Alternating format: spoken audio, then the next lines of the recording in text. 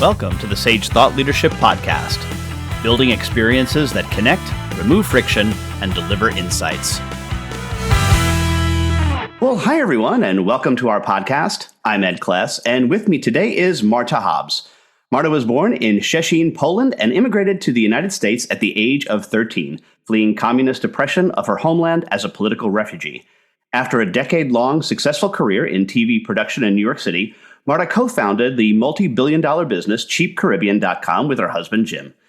As a founder and teacher of SoulCare, a spiritual practice to slow down the body, quiet the mind, and reconnect with the soul, Marta now guides others towards healing, self-discovery, and living an open, heart-centered, and soul-led life. Welcome to the Sage Thought Leadership Podcast, Marta. Thank you so much. I'm so glad to be with you.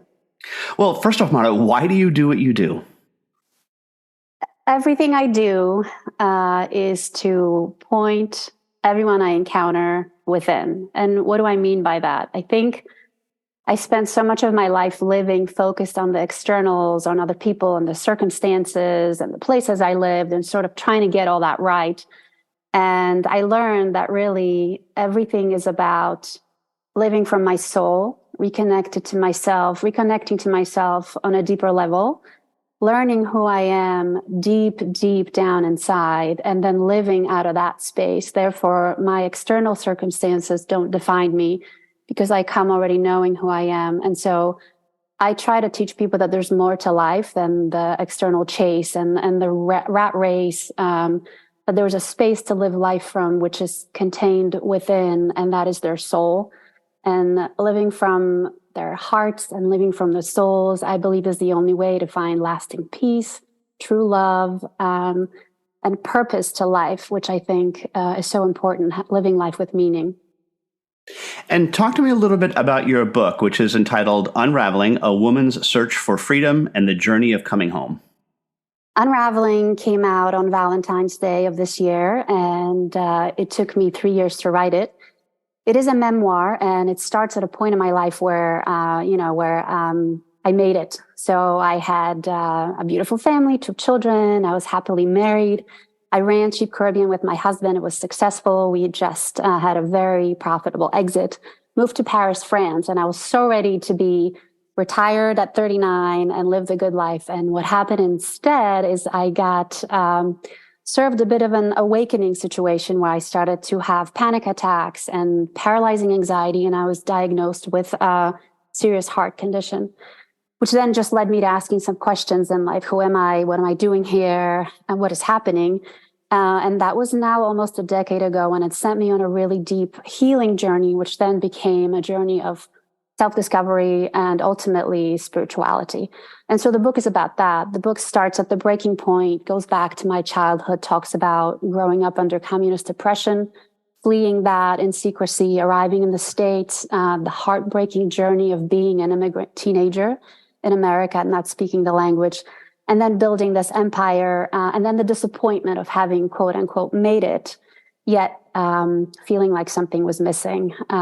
So then the last part of the book is really about the healing journey with which I hope to support people who are struggling, who don't really know where to begin or what questions to ask.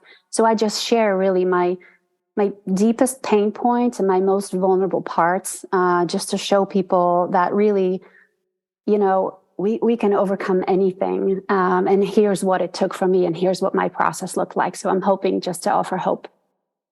Talk to me about the phrase that is in your book title, or actually the subtitle, Search for Freedom. Why is there a search for freedom? Thanks. Great question. So we left Poland. When I was growing up as a child, the government was communist, and my mother was a journalist, and she refused to join the Communist Party. So she spoke truth. And she was imprisoned, kidnapped in the middle of the night when I was about 11 and missing for 3 days. And so she was already fighting for freedom. My grandfather before her fought for freedom in the Second World War and the Warsaw Uprising. And so when my family fled in the middle of the night, not telling friends or family, just my mom, my dad, and my sister, when we fled, it was in the search of freedom.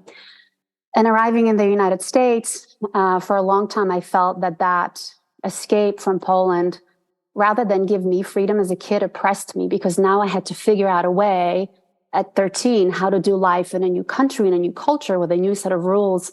And so I was wondering when I was older and everything I had sort of learned how to do life, when that failed me, when I succeeded, I started to wonder what was freedom for me. And ultimately, freedom for me, the kind of freedom that I was searching was the inner freedom. And that kind of freedom can never be taken from me. So I feel like the search for freedom is something that started generations before me in my family.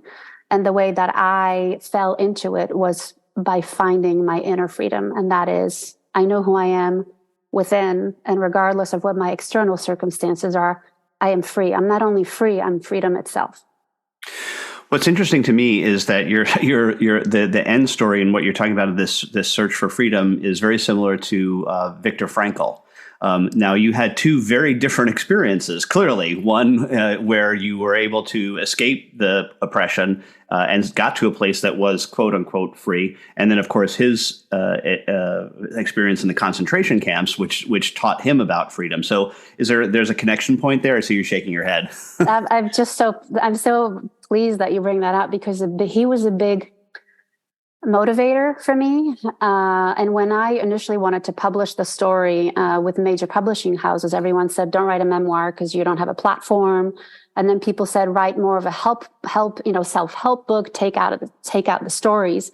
And what I wanted to base the structure of my book on a man's search for meaning. And I wanted to write about a woman's search for freedom. And so his book is also, half of it is the story of what it was like living in a concentration camp. And then the second half of his book is sort of the process, what he learned from it. And so my structure is the same.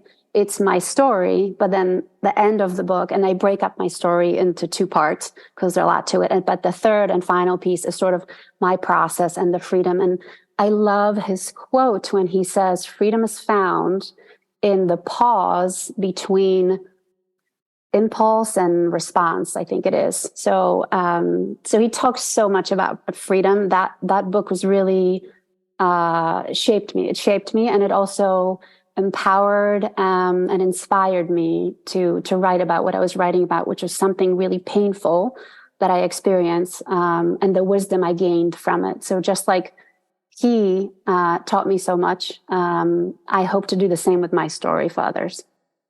Yeah, I think he talks about and I'm paraphrasing here, but the last of the human freedoms is the freedom to choose how one feels in any given situation. Amen. That cannot be taken away from you no matter what. So. Absolutely. Super similar to what I say when I say that internal freedom. It's exactly the same concept. Yeah. Well, we have an exit question that we ask all of our guests, Marta, and that is, who is a hero of yours and why are they a hero? Well, my answer is I am my own hero. And I don't mean that in a narcissistic, egocentrical way. I just mean it.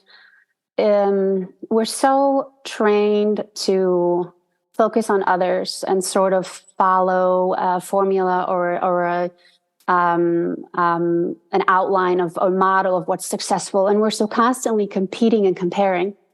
And I think that is toxic. I think that puts us in a space of never being enough, not being proud of who we are uniquely and authentically. We're constantly looking to others. And so the self-talk becomes, I'm not enough because I'm not like her or I'm not like him. And so I choose to see my painful story and see myself as my own heroine, as the hero of my own journey. And that gives me purpose, that gives me hope, and that empowers me to overcome anything. And so I think rather than, again, focusing on what everyone else is doing around me, I just stick to who I am, what my mission here is, and how well can I do that? How bright of a light can I be for other people? So I'm for all of us being our own heroes.